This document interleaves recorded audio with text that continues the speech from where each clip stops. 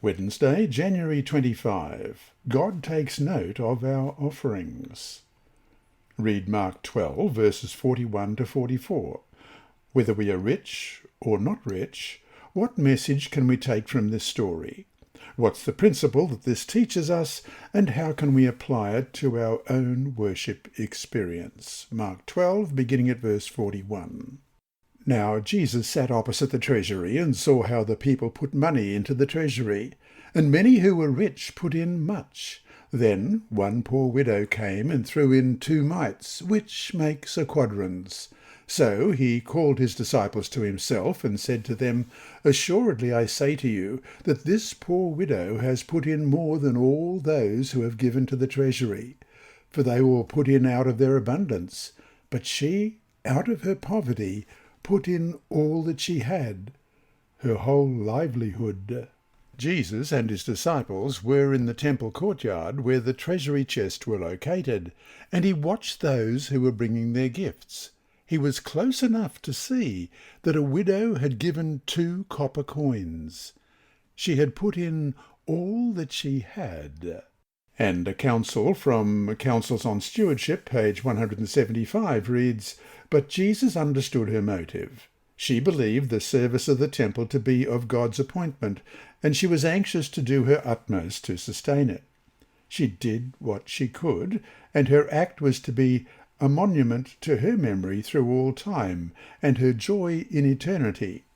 Her heart went with her gift. Its value was estimated not by the worth of the coin, but by the love to God and the interest in his work that had prompted the deed. End of quote. Another very significant point is that this is the only gift Jesus ever commended, a gift to a church that was just about to reject him, a church that greatly deviated from its calling and mission. Read Acts chapter 10, verses 1 to 4. Why did a Roman centurion receive a visit from a heavenly angel? Which of his 2 actions were noted in heaven? Acts 10, beginning at verse 1. There was a certain man in Caesarea called Cornelius, a centurion of what was called the Italian regiment, a devout man, and one who feared God with all his household, who gave alms generously to the people, and prayed to God always. About the 9th hour of the day, he saw clearly in a vision an angel of God coming in and saying to him, Cornelius. And when he observed him, he was afraid and said, What is it, Lord? So he said to him, Your prayers and your alms have come up for a memorial before God.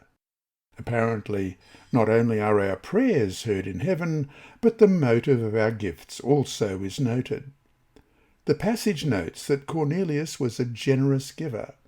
For where your treasure is, there your heart will be also, we read in Matthew 6, verse 21. The heart of Cornelius followed his gifts.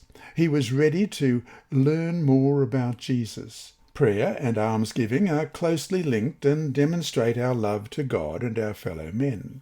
The 2 great principles of God's law. You shall love the Lord your God with all your heart, with all your soul, with all your strength, and with all your mind, and your neighbour as yourself. That's Luke 10, verse 27. The first is revealed in prayer, the second in almsgiving. This lesson was read by Dr. Percy Harrold for Christian Services for the Blind.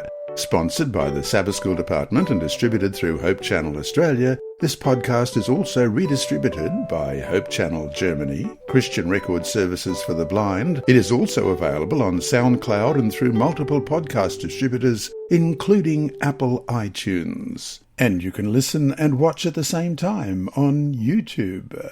Remember, God is always faithful. And here is a disclaimer. Contents of these lessons are not intended to be financial advice, but is general commentary based on biblical principles. The reader is encouraged to seek competent professional advice which will suit their particular personal situation.